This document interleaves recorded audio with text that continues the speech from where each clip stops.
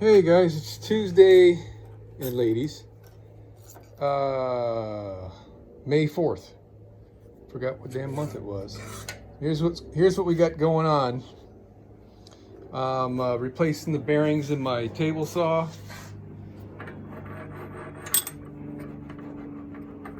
mean, they're still okay.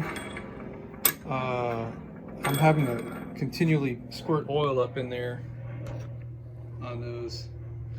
So I don't know. I replaced these a while back, and I guess I must have had those sitting on the shelf from something else, because those are not sealed, those are just shielded, and I would have gone with the sealed ones. But anyway, I ordered sealed ones this time, and I'll have those in a couple days, and we can do that. Here's the other thing I got going on. I drew up plans for the mechanisms to hold the drawers shut in our cabinets. This piece of flat aluminum is going to be installed on the top of the cabinet. I'm going to cut a groove in the top of the cabinet, a little bigger than a 1/16 of an inch thick, to accommodate this. And this end is going to stick out beyond the countertop, just beyond the countertop. And we're going to stick a dowel in that hole. And there's going to be another one at the bottom. So the one on the top, when we're not needing it, we just push it in. This little slot is going to accommodate a pin. And we're going to have a screw coming through the bottom of the cabinet, and the screw is going to touch the countertop, and this will be captive. So we won't be able to pull it out, and won't be able to push it in too far with the length of that slot. And on the bottom, we got a similar thing going on, but instead of having a slot mechanism deal, because the cabinet's already built and there's no way to put that there where the toe kick is, this is going to be just a pivot thing where we'll reach underneath the toe kick and pivot this thing out, and these will align with each other, and we just stick a dowel in there, and that'll keep the drawers from coming out. And that's the plan for that. So before I can do that, I got to put my blade back on here and cut some of that aluminum right there to make them. But I decided, instead of doing that first, I'm going to work on my water heater first. I got my brass metal 2 inches thick, and I think, you know, that's probably just right to extend this thing. And so what the plan is, I don't know if I'm going to be able to pull it off. I'm going to solder this brass to this here, yeah, wish me luck. So I'm going to get started on that now, because I think that's more important to get this thing finished, because I feel kind of vulnerable with a hole in the side of my freaking bus, having a piece of plastic taped over it. Jesus. So here we go. The plan is, I think what I want to do is clean and prep all this really well, and then I'm going to tin it, probably using my propane torch for heat. And I'm going to do the same thing this, and once they're both tinned, then I'm going to take and start to solder this thing together. So yeah, I'll let you in on it as I'm going along.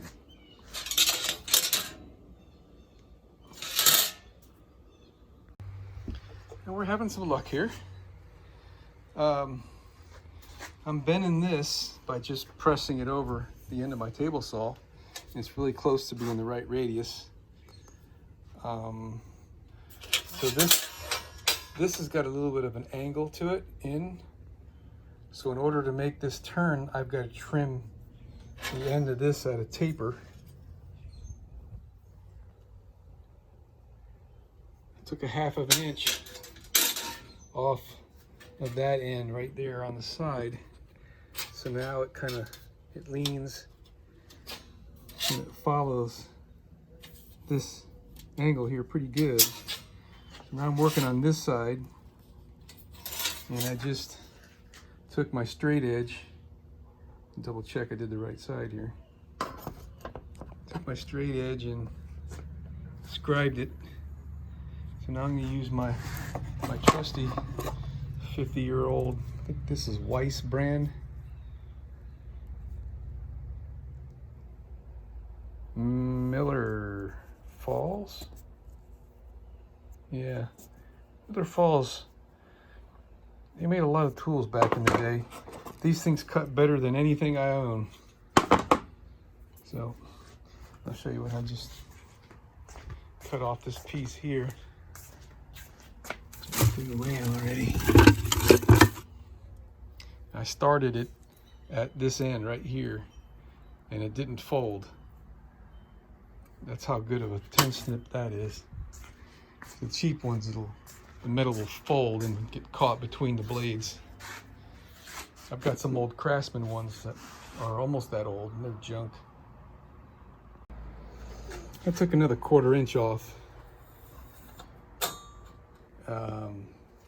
Man, this is looking really good.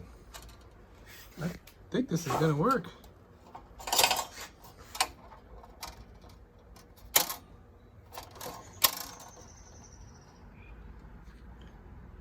It's really close. I think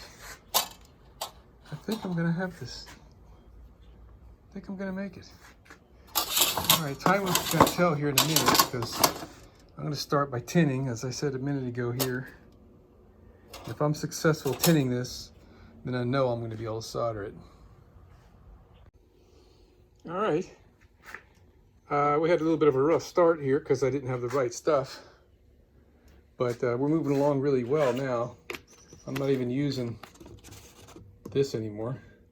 I went to the hardware store and I bought a roll of this acid core 6040 lead solder, and it's just soldering itself. I tinned this whole thing on the inside. Still kind of warm. Okay, and so that went great. Of course, brass is easy to solder, right? This one didn't come out as good. I started using solder for electrical work, rosin core solder, because it was all I had, and it just didn't take the heat. So it looks kind of shitty, but it's well tinned. I cleaned it up and went over it again with that stuff. So now, do this without burning myself again. Just going to go right there. Theoretically, all I need to do is put some clamps on that and heat it up, and it'll solder itself. And we're going to be rocking and rolling here. I'll probably add a little bit more solder around there, wherever I think it's needed, but I wish I could show you doing this. I just don't have any way of holding my camera. One of these days I'm going to invest in something for that. But it's kind of just like heating it up, moving the torch around, and then wiping the solder on there like you're drawing on it with a crayon. These little spring clamps are the bomb. Since it's tinned on both surfaces, and it was not you know, just a really thin layer of tinning. There were some gobs on there. It left spaces between the two pieces of metal. When I put the clamps on there, all I gotta do is heat it up, and you can see it's squeezed down, and it just sandwiches nicely. It's perfect in many, many places. I got a super good solder line right there. Not so good across the top, but it's soldered. I mean, this is like way overkill on the strength. We're letting this cool off right now, and we're going to come back and do some little touch-ups here and there just to make sure we don't have any voids. The critical places are along the bottom here. All right, look, I know it ain't pretty, but it's a piece of artwork to me, man. So we've got a fabulous solder joint all the way around. this thing. A little bit of a gap on there, but I just tried to touch that up. I don't want to take a chance of it springing loose at the other side. So we're kind of like soldered on two sides here. Soldered on that edge, and then we're soldered on this edge over here, and all the way behind it. I'm gonna finish this up by just sanding and grinding off the gobs.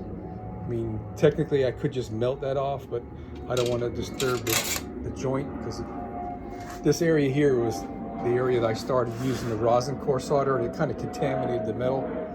So this area gave me a little bit of a hard time, but I think we're great here, man. All we need to know now is that this will actually still fit in the water heater. Let's go try. All right, take two on this. It's beautiful. I love it. It fits right in there. I was very concerned about this and getting a little anxious over not having a good seal here, but now I'm absolutely convinced this is going to be great. I know for a fact that that brass is just permanently attached to this tin. It ain't going to leak there. There's just like no way. I'm going to use Gorilla Construction adhesive and bond these two pieces together when it's in place up there to get the alignment where it needs to go. I may have to trim this off just a little bit in the back, but that's fine. I have no problem doing that at all. Beautiful. Absolutely beautiful. I'm so pleased. All right, it's time for dinner. It's hot in this bus. The AC ain't running. I'm gonna call it a day. I'm tired. I'm hungry. Dinner's ready. Did I just say that? So we're gonna clean up and call it a day.